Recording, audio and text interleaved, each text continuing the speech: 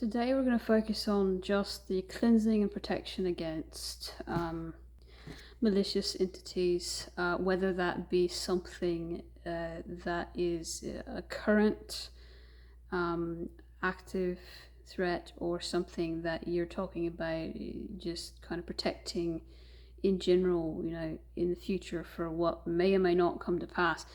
It actually has a very similar way we go about it either way. And it's not as complex as people think. I will say that if you want to learn about the more so communicating aspect, communicating with spirits and spirit realm, we're going to talk about that in a separate video. It'll be another how-to that I'll eventually have up on here. I don't know when, but just, if that's what you're interested in, just know that we're going to do that in a separate video. But today, so we're going to focus on just kind of the defense against anything that might be potentially malicious. It doesn't necessarily have to mean that you know exactly what it is, that, it's just, you don't have to, put it this way. It's not as complicated as everyone makes it seem. And people get overly scared of this, and I understand why. I had issues as a child because I witnessed a lot of paranormal things. And how do you fight something that can be anywhere, anytime, just poof here, there, wherever they want to, that you may or may not see? They can disappear whenever they want to. They can appear wherever they want to. How do you fight something like that? And so I understand people's apprehensions and fears, I do. But when you realize that it's actually one of the easiest forms of protection magic and cleansing magic because of the way that the spirit realm is set up. The spirit realm is the realm of the dead. The physical realm is the realm of the living. And the realm of the dead, actually, they're forced. They have to follow certain rules. It's just the law of the universe. No matter how hard they want to, they can't break those rules. They literally can't. And so, typically that means, let me give you an example.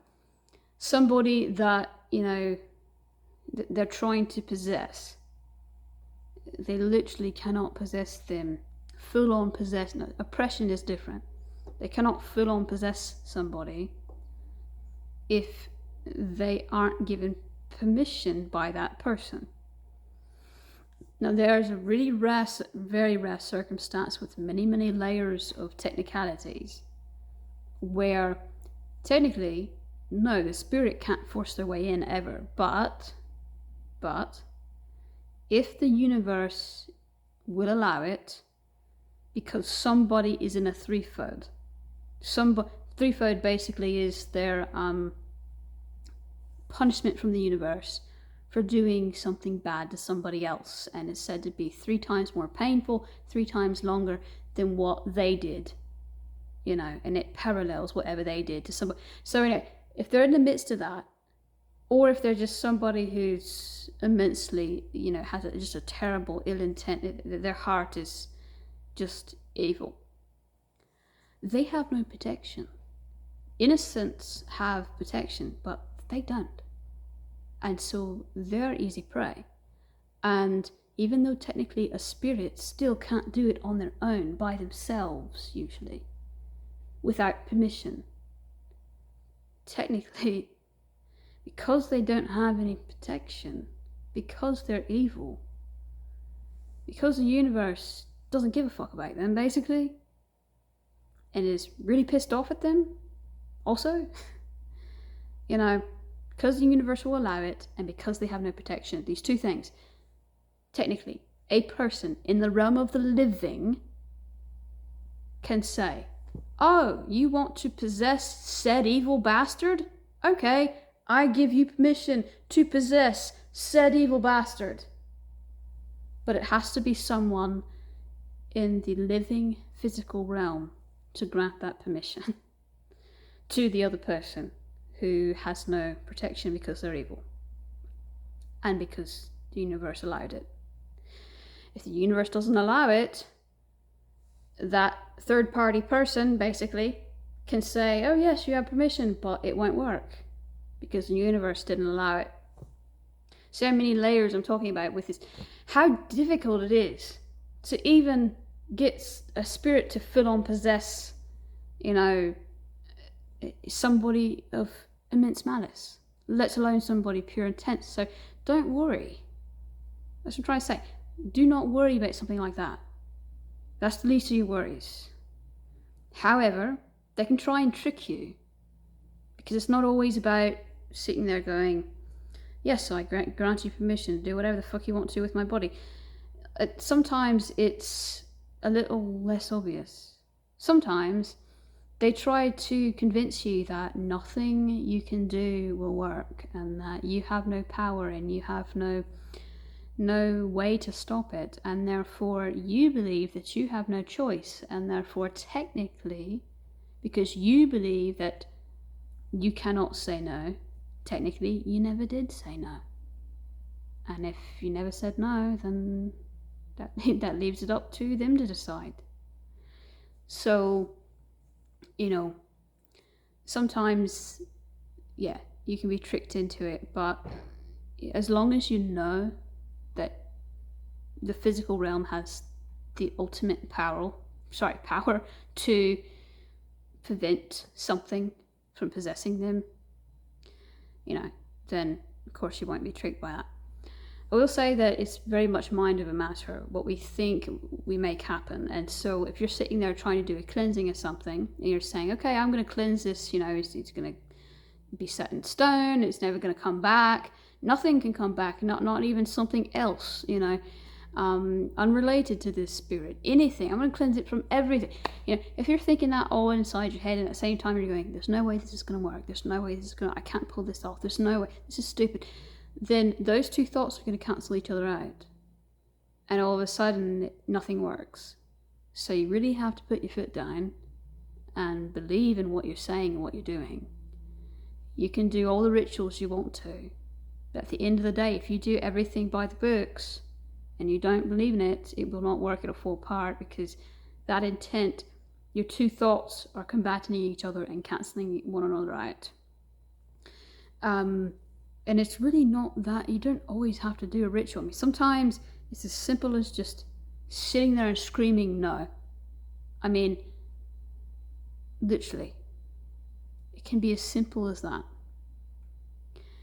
When it goes into cleansing more than just your body and into a house or some kind of space or land or something, you're going to want to, with intent, think that you're getting every crack and crevice, and that is permanent, that it will last forever. And any amount of doubt will allow something potentially to come back. So you have to say, okay, it's permanent, end of story. You can't just say, oh, well, maybe. No, you can't do that. You have to truthfully believe that once you do this, once the cleansing is over, that's the only time you ever have to do it. Because it's set in stone infinitely. You have to set it up like that. You have to set it up with the intent for it to be infinite. Because if you don't, it'll just come right back. That's why the Abrahamics have so much problems. Because not only are they doing things a lot of times out of ill intent and not understanding why the spirit is really there, whether or not it's really malicious, but they keep thinking that it has to happen over and over again. No, it doesn't. So you need to sit here and think simplistically, but at the same time you have to cover all your bounds, if that makes any sense. You do this all sorts of ways. A formal ritual, or using something like using smudging or protection stones. You can also use sound, your voice, or even a song of some kind, a war horn, a drum. I mean, there's all different sounds that just naturally create protection. War horns and drums especially, no matter what you're playing on it, it's hard not to have that protection with that kind of instrument, because that's what they're designed for. I'm talking about the sacred things. I'm not talking about modern day instruments. But anyway, so yeah, all that stuff, people get stuck on the specifics. You know, it's up to what you want to do and how you want to cleanse something or protect something. You know, but you have to have some sort of protection energy. It has to come from somewhere, whether stones or smudging or whatever. You're going to need that protection and cleansing energy. Are you working with a protector spirit? Are you working with a protector in the physical realm? I don't know. But that protection energy has to come from somewhere. So you're going to need something, whether an element, a totem, something or someone that you're working with that provides that cleansing energy, that protection energy, if you yourself do not possess it already. There are cleansers, there are healers, there are protectors, there are warriors, there are teachers. You know, we're all different things. And if you physically do not possess something, then you're going to have to work with something else.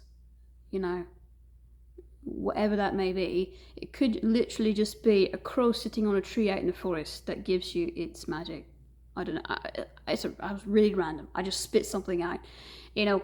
But I'm just trying to say, you don't have to worry about something tangible. And you don't have to worry about walking around and physically being there, because it can be remote. You can sometimes actually send the protection to wherever.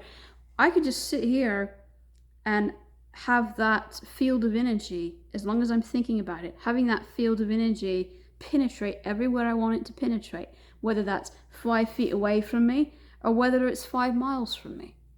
It doesn't matter. So you need to be open-minded and realize that it's not as difficult as everybody makes it out to be. And I do recommend doing it yourself, because a lot of those people that want to force you into them doing it for you, and they want to convince you that it's very complex and complicating, that should be a red flag to you right there. A lot of people that pretend to cleanse and protect, you know, things, you know, they may come to your house, do a cleansing, whatever, and they'll make it 5 fucking times worse, because that's not what they're really there for. That's what they're really doing there. They want you to think that you can't do it alone. They want you to think that it's complicated. They want you to think all of that. Because A, that's how they get their money. B, that's how they trick you into letting them do whatever the fuck they want to. Probably something very ill intent. Probably going to make it a lot worse on you. 10 times worse than what problems you had in the beginning. You're going to have 10 more problems than you had in the beginning. Okay? So I'm telling you right now, if anybody tells you it's complicated, it's not. It's basic 5-year-old can do it magic. Okay? The biggest thing is that you need that protection and cleansing energy from somewhere. And it needs to be of pure intent, because if you're not of pure intent, then we know that you don't have any protection. It won't work. It literally, it's the law of the universe. It will not work. And it also has to be something that you have that sacred permission for. Really quickly, a lady told me, I don't know why nothing's working. No one can get, you know, my all these spirits are haunting my husband. And I said, okay, let me figure out why. I communicated with some of these spirits, and I realized that in a past life, he hurt them so badly, he either tortured them to death, or he, you know, was very, very physically mean to them. And I said, these spirits are here because he needs to make amends. And if he doesn't make amends, nobody could possibly cleanse any of them. He did not have sacred permission to have them gone. Even though maybe now he is of pure intent, now in this life, he still hasn't made amends from his past life. On technicality, that is why nothing worked, because they're actually meant to stay there. So intent, sacred permission, and sure-footedness. Really, that's all you need.